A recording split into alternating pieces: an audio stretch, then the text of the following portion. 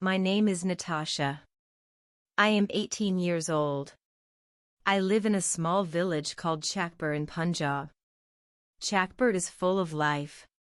Green wheat fields shine in winter. Tall sugarcane stands strong in summer. Our homes are made of mud walls. Courtyards are open to the sky. Buffalo and cows are tied near the doors. Children play cricket in the dusty streets. Their laughter mixes with the azan. The mosque's call to prayer fills the air. Every evening, women sit together. They make tea on clay stoves. The smell of fresh roti spreads everywhere. But my happiest place is not the courtyard. It is not the fields either. It is inside the small cattle shed. There lives Gori, my cow. She is my closest friend. Her eyes are big and gentle. Her coat is light brown and shiny. When she breathes, it feels warm. Her bell rings softly when she moves. Every morning, I wake up early. Before breakfast, I go to her. I bring fodder, water, and love. I wash her with buckets of water. The water splashes on both of us. She shakes her head and laughs with me. Sometimes I braid her tail with flowers. Marigolds from the courtyard look beautiful. I think she likes them too. When I talk, she listens quietly. Her eyes look deep into mine. It feels like she understands every word. When I am sad, I sit beside her. She moves her head close to me. I feel comfort in her silence. Other girls my age love makeup. They dream about clothes and jewelry. But my dream is always about Gori. I want her to live long. I want her to give milk. I want her always near me. Sometimes in the evenings, I run in the fields. She follows me slowly behind. Her bell sounds like music in the wind. My father once told me smiling, "Natasha, your cow follows you like a shadow." I laughed and hugged her tightly. Life in Chakpur felt perfect then. The days were calm and simple. The nights were filled with stars. But this year was different. The rains were not stopping. The clouds stayed heavy above us. The river Chenab was rising each day. Its waters looked darker and faster. Farmers whispered about danger ahead. One evening I saw my father worried. He stood quietly, watching the sky. His silence told me something was wrong. That night I hugged Gori longer. She pressed her face into my shoulder. I whispered, "Stay safe, my friend." The next morning the sky was dark. Heavy clouds covered the sun completely. The air smelled of rain and river. Soon the mosque loudspeaker gave a message. "Attention people of Chakpur," the voice said. "Floodwater will be sent here to save Multan." My heart stopped when I heard this. It meant our homes would be underwater. It meant we must leave everything behind. A government jeep passed through the village. A man shouted through a megaphone, "Move to higher ground immediately. Save your lives." Neighbors came out of their homes quickly. Some women cried holding their children. Men shouted orders and packed their bags. My father called us into the courtyard. "Bring only what is necessary," he said. "Clothes, money, documents, and wheat flour." My brothers filled sacks with food. They tied them tightly with ropes. Mother packed clothes into a steel trunk. I stood frozen near the shed. My eyes searched for Gori's face. She was chewing calmly, unaware of danger. I said, "Father, what about Gori?" He looked at me with heavy eyes. "There is no way to take animals now." Mother touched my shoulder softly. Dear, we have no space, she whispered. The water will be too fast. Tears filled my eyes immediately. How can I leave her here? I cried. She is like my sister. But no one answered me directly. They were busy tying bundles and shouting. The fear in their voices grew louder. Outside, the street had already changed. Water flowed quickly into the dust. It covered the ground like a moving sheet. Chickens ran in every direction. Dogs barked and tried to climb walls. Children screamed and clung to their mothers. A tractor roared in the lane nearby. Families climbed on it with their bags. Old people were lifted onto carts. I held Gori's rope tightly in my hand. She looked at me with quiet eyes. She pulled her head toward my chest. Father shouted again from the doorway. Natasha, we must go now. His voice was sharp with fear. I wanted to shout back at him. I wanted to say I would never leave her. But the water was already at my feet. Neighbors ran carrying small children. One boy dropped his school books in the water. He cried as the pages floated away. The azan started from the mosque again. But this time it sounded full of sorrow. It mixed with thunder and people's cries. I looked at the sky once more. Dark clouds rolled like angry waves above. The world was turning gray and heavy. I pressed my face into Gori's neck. Her breath was warm and full of trust. I whispered, "Don't be afraid, my love." The water rushed quickly into our courtyard. It reached my knees and pushed against me.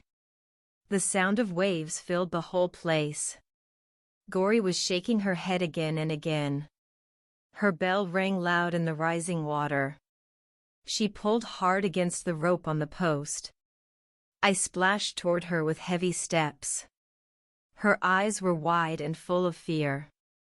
I placed my arms tightly around her neck. Her skin was wet and trembling under my hands. I pressed my face against her warm body. Tears ran down my cheeks into the flood. Behind me my family shouted with panic. "Natasha, hurry. We must leave now," they cried. Their voices mixed with thunder and rushing water. I closed my eyes for one long moment. I knew if she stayed tied, she would drown. If I let her go, she could swim. My heart felt like it was breaking apart. I wanted to scream, but no sound came. I whispered softly, "Please live, my dear friend." Her eyes glistened as if they held tears. She breathed heavily and pressed closer to me. I felt her fear but also her trust. My hands reached for the tight rope knot. My fingers slipped again and again in water. At last the knot came loose in my hand. I stroked her face gently with trembling fingers. Her ears twitched as if she understood me. I pushed her forward toward the open floodwater. At first she refused to move at all. She pressed her body back against my chest. Her eyes begged me not to let her go. "Go, Gori," I cried with a breaking voice. "You must go now, you must survive." My words shook, but I kept pushing her forward. A sudden wave splashed hard into the shed. It lifted her hooves slightly from the ground. She took a step and entered the water. Slowly she began to swim through the flood. Her head lifted high above the muddy waves. Her bell rang softly with each heavy movement. I followed beside her through the deep water. It reached my waist and pulled me down. Still I forced my body forward beside her. My clothes grew heavy and stuck to my skin. My arms burned with the weight of water. But I could not leave her alone yet. I shouted her name again and again loudly. Her eyes kept turning toward me in fear. She swayed but kept swimming with steady effort. When the water grew too deep for me, I held her rope tightly for the last time. Then it slipped slowly away from my hands. Her bell echoed faintly over the rushing flood. I watched her head rise and fall in waves. She swam beyond the broken wooden fence. I stood still, shaking, with tears pouring down. My hands folded together as if in prayer.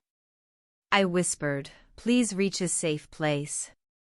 Suddenly strong arms pulled me back quickly. It was my father, shouting with fear. "Natasha, we must go now," he cried. I tried to break free and look again, but he held me tightly against his chest. The water kept rising higher around us both. I sobbed hard against his shoulder in despair. "Please, Father, I cannot leave her behind." He whispered firmly, "You gave her a chance."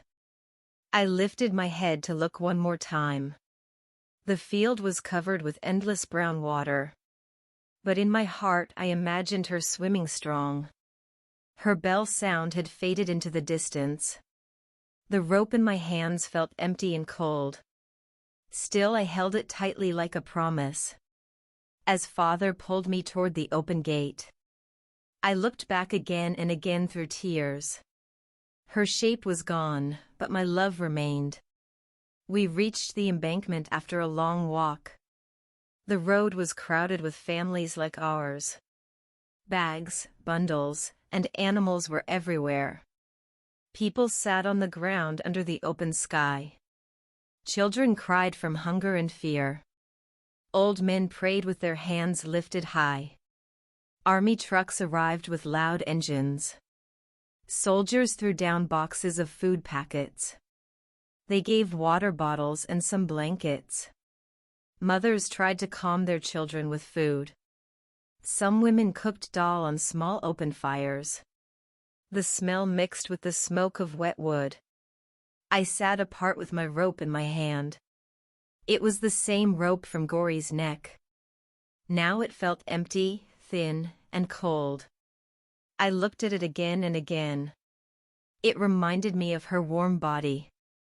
I pressed it against my face and cried. A girl about my age sat beside me. Her hair was messy and her eyes red. She asked, "Why are you holding that rope?"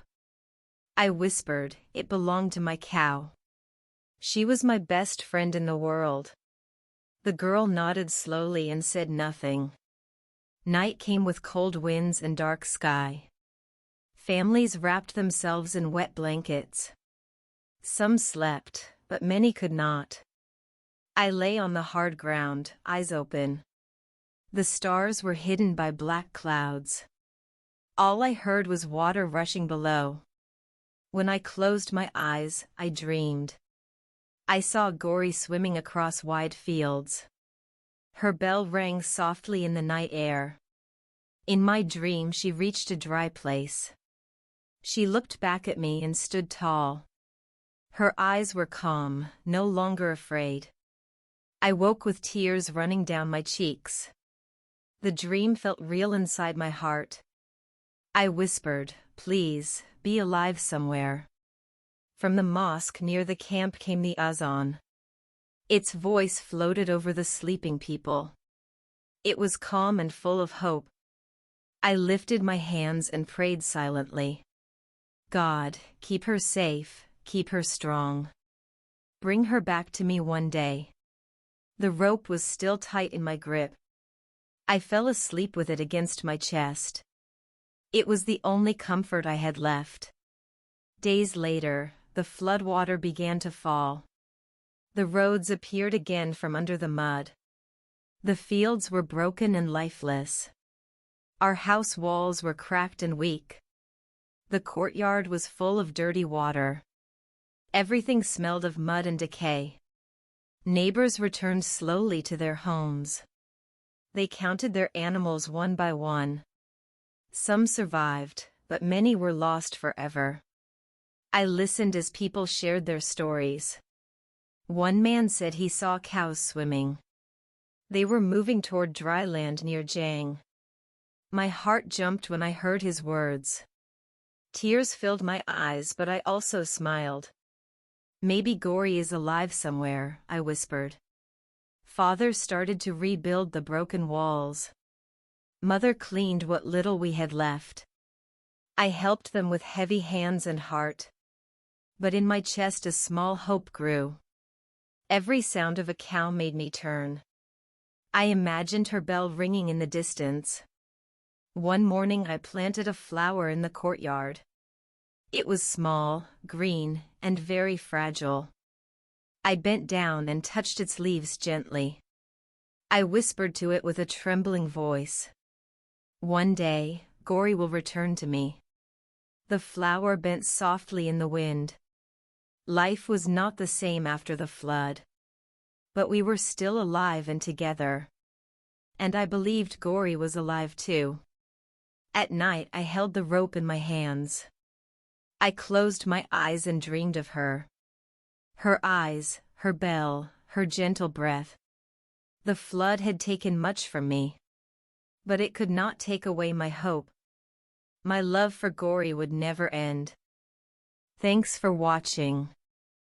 Please subscribe to the channel for more English learning stories.